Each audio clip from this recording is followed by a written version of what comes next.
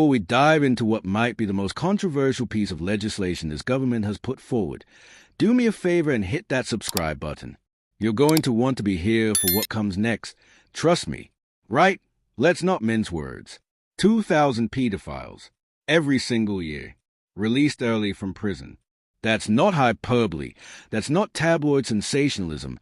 That's a cold, hard reality of Labour's new sentencing reforms currently working their way through Parliament. And if you think that sounds absolutely mental, well, you're not alone. Here's what's actually happening. Under the current system, offenders serve roughly 6 to 7% of their sentence behind bars before being released. Labour's sentencing bill is slashing that to a sliding scale, and here's where it gets properly grim. Only the most serious offenders, those convicted of rape and assault by penetration, will be forced to serve half their sentence in prison. Everyone else? A third. 1/3 of their sentence, and they are out. Now, you might be thinking, surely child sex offenders fall into that serious category. Surely. But no. Perverts caught making, distributing, or publishing child sexual abuse images, offenders jailed for sexual activity with a child. They are not on that list. They'll spend just 1/3 of their sentence behind bars. Let that sink in for a moment. Shadow Justice Minister Keir Mullen uncovered the figures, and they're absolutely staggering. 4 out of 5 pedophiles will spend less time in prison under these plans. 82% of criminals convicted of child sex offenses will receive lighter sentences. We're talking about people who destroy children's lives, who leave victims battling demons forever. And the government's response is to let them out earlier, not as some emergency measure to deal with overcrowding. Mind you, this is permanent. This is a new normal they're proposing. Let's break down the numbers, because they are genuinely shocking. Last year, 2,254 offenders were locked up for child sex offenses. 167 perverts jailed for raping a female under 16. 548 pedophiles in prison for taking, making, distributing or publishing indecent images of children. 229 convicted of sexual grooming. 200 offenders over 18 jailed for sexual activity with a child under 16. 104 people in prison for sexual activity with a child under 13. 248 caged for sexually assaulting a girl under 13. And here's a bit that should make your blood run cold. 54 people locked up for raping a child under the age of 13 could be let out earlier. Every single one of those categories will see offenders spending less time behind bars. These aren't minor infractions we're discussing. These are crimes against children, the most vulnerable members of our society. And yet, here we are, debating whether they should serve 1/3 or half of already inadequate sentences. Child safety campaigner Maggie Oliver didn't pull her punches. She called it yet another example of a broken criminal justice system, starred by years of underfunding. She pointed out the bitter irony. People sent to prison for lengthy stretches for offensive social media posts, whilst the most dangerous offenders in society walk free because there aren't enough prison places. Britain, she said, was once respected for having the best justice system in the world.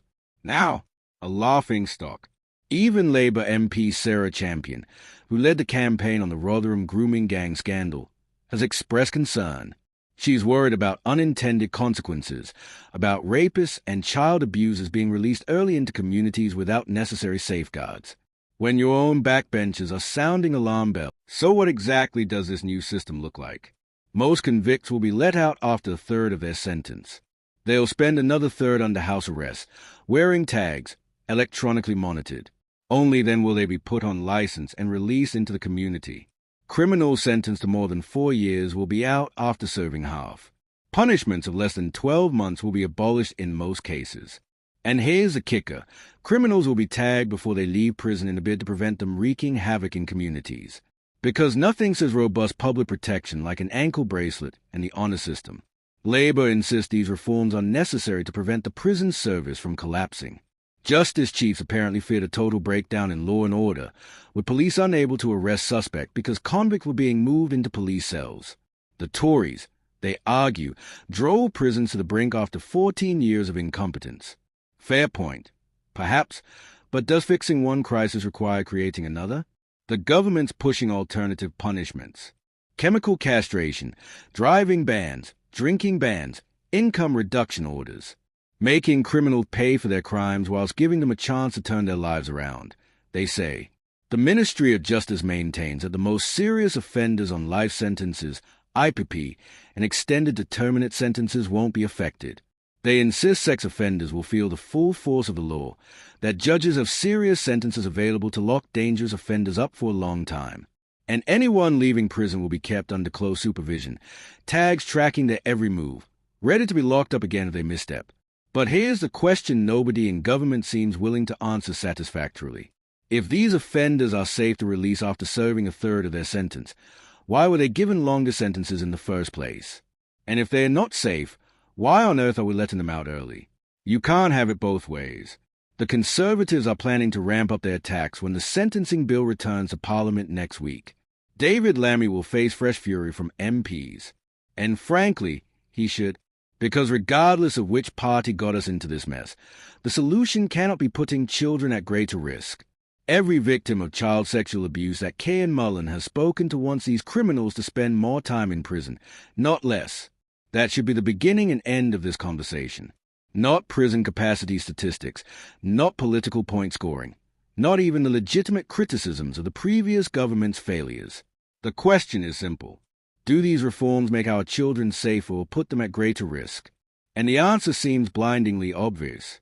This is the kind of story that should dominate the news cycle, that should have parents up and down the country demanding answers from their MPs.